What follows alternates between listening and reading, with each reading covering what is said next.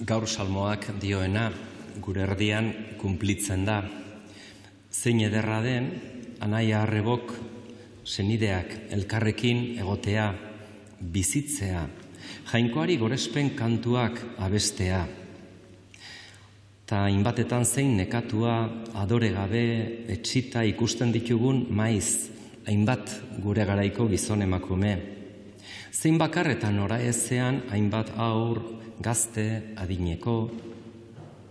Ezinbesteko bokazioa dugu Jesusen jarraitzaileok gure itxaropenaren arrazoiak denei eskaintzea, errespetuz, xalotasunez. San Pedrok dioen bezala eta era berean modu zehatz eta eraginkorrean.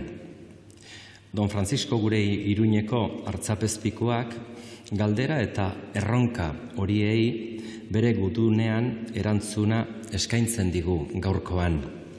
Gaurkoan dakizuenez, Hirutasun Santuaren festa eder honetan, prograntibus, otoitz egiten bizitzen diren gizon emakumeen senideon eguna dugu. Eta aurtengo izenburua hauxe dugu. Itxaropena piztu izenburuaz, Elizak gaur, otoizlarien aldeko jardunalia ospatzen ari da, bizitza kontemplatiboa hartuz gure itxaropena eragiten duten anaia arreben aldeko eguna. Zeren bizitza kontemplatiboak horretan guztioi laguntzen gaitu. Fedetik sortzen den itxaropenean, bizitza eta konfiantzara ate ireki bat den itxaropen horretan. Jainkoarekiko hartu eman hori gabe, ezinezkoa da, hainbat egoera zailetan murgilduak dauden gizon emakumeen gandik hurbil egon izana. Torregatik, Don Franciscok esaten digu, kontemplatzea Kristori begiratzea dela.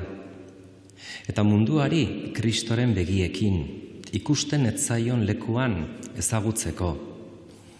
Maitasunaren begirada zorrotz eta errukiorrak soilik ateratzen du giza bihotzetik dagoen edertasuna. Horregatik bizitza kontemplatiboa deitua dago, deituak zaudete, jainkoaren begirada maitetsu hori ikusgarri bilakatzen. Zeinek bakoitzarengan itxaropena sortu eta egitera deitua den.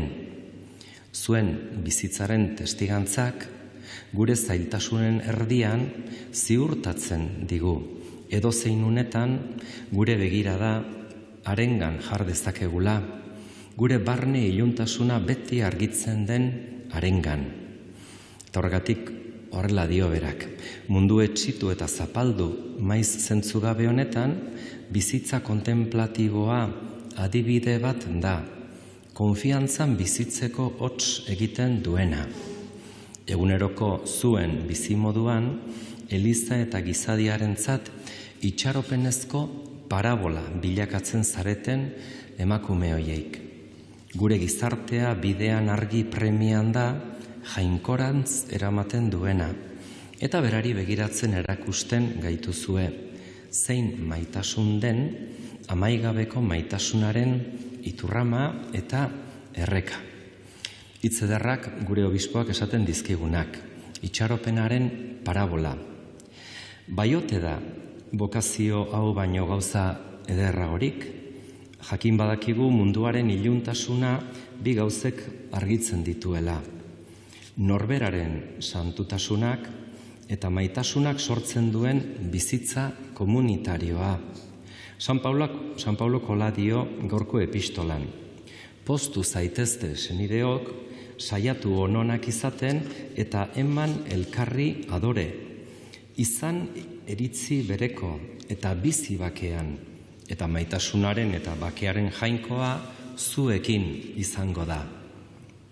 Itun zaharrean, jainkoa Moisesi mendigainean agertzen zitzaion, eta itun berrian ordea Jesusek erabat urratu digu, jainkoa estaltzen zuen lainoa. Bi harrizko arlauzetan 10 agindu edo hitzak idatzi beharrean, gaur Espiritu Santuak gure bihotzetan idazten du Jainkoaren eta senidearen maitasuneko gutuna. Eta jaunak erabat argitzen digu zer esan nahi zion Moisesi. Jauna, bihozbera eta errukitsua, haserregaitza eta ongi naiz eta leialtasunez betea. Hori da Moisesek entzun zuena. Leiala da jauna bai, fidagarria, arkaitzaren moduko oinarria. Eta hala dio evangelioak, hain maite izan zuen Jainkoak mundua, bere seme bakarra eman baitzion, harengan sinisten duen inor galez dadin, baizik eta betiko bizia izan dezan. Kondenatzaile ez, baizik salbatzaile dugu Jainkoa. Arrebok, anaiok, salbamen hori dastatzen, gozatzen duzue zuek zeuon bizitza kontemplatiboan. Zuek Jainkoari sagaratuak, kristau guztiok bataioaren bitartez jaso dugun sagarapen horretan ere. Horrela dio Pablok, eta hori da guk egunez egun sentitzen duguna, eta dakiguna. Jesukristo gure jaunaren grazia, Jainkoaitaren maitasuna, Espiritu Santuaren batasuna, dio San Pablok. Itxaropena piztu, itxaropen parabola izan, eskatzen digu gaur Jainkoak irutasun bere festa handionetan. Askatasunezko maitasunak eta maitasunezko askatasunak sortzen dute, gugan poza eta zoriona. Erabat zoriontsu da, bera, eta bera zorionera gonbidatzen gaituena. Aitak, semea eta espirituaz besarkatzen gaitu, besarka dezagula mundu hau, denek egun batean itxaropenean piztuak izan daitezen. Lan bikaina, aukera zoragarria, opari ederra, guzti honentako Eukaristiak indarga itzala. Zamartzeko Andre Maria, Otoitz gure alde.